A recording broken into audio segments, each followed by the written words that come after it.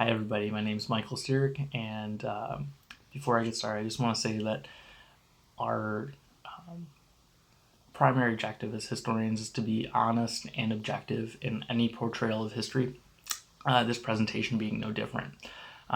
Today I want to talk about Quakers and pacifism and the effects that had on World War One, and more specifically the League of Nations, and why America did not join the League of Nations.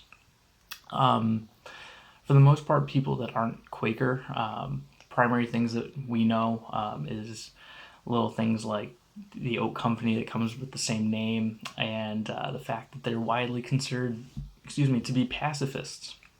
Now, pacifism is not something that's wholly an exclusive thing to being a Quaker. You can be a pacifist. You can be a Quaker.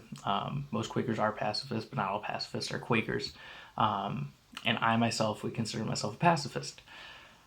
So I was kind of intrigued with, finding out, did this have any type of imprint or legacy on the nation or the world? And I found a couple articles speaking of the effect that Quaker pacifism had on World War One, and more specifically, again, the League of Nations. Just to kind of back it up a little bit, Quakerism and pacifism is, again, seen as being one and the same, and it goes way back.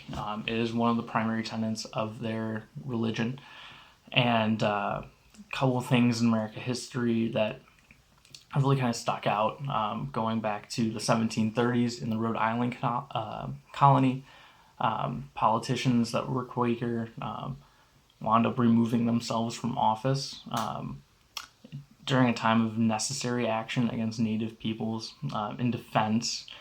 And in other stretches in American time, Quakers have had debates that have manifested over whether they, as a religious group, should feel obligated to pay taxes to support war efforts. And ultimately, that decision was that they should always support the government, however, should not directly involve themselves in any war.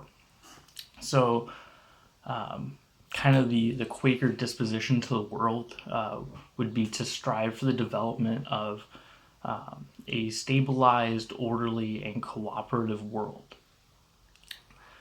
Now, at this time in American society, the early 20th century, leading into World War II, just around 2% of the American population attended a college or university, and most people gained their viewpoints on world politics and the wider world from what they learned at church or in school books from high school and elementary school. So the action of the First World War was just something unthinkable at the time. It was something that was of grave importance not only to the Quakers but to the entire Western world, and even stretching beyond that. And being something that was directly an affront to what they preached for, the Friends, which is another name for the Quakers, their general conference strongly petitioned President Wilson before American inclusion to try to set up a Parliament of Nations. Something that they forwarded would include a world parliament, a world court, and world police to maintain a global peace.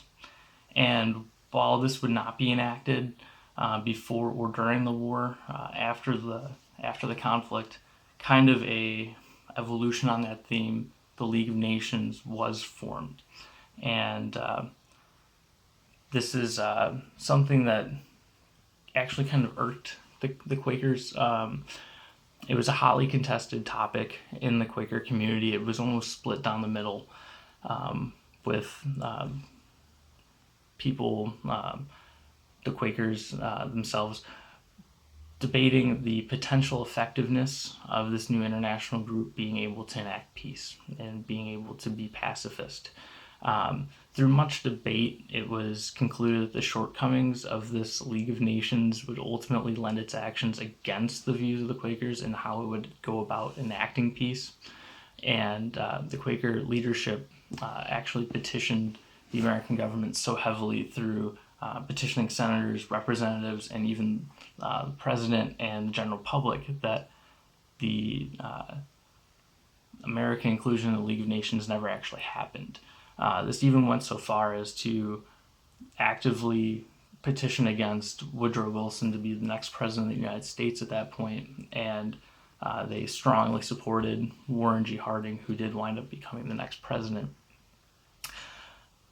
On this, I just want to kind of notion how important a singular topic can be, not only to a specific group, but how that can kind of spread and affect multiple groups all over the place. I'd be interested to hear anybody else's viewpoints on this topic or any other similar topics you can think of. Thank you so much and have a great day.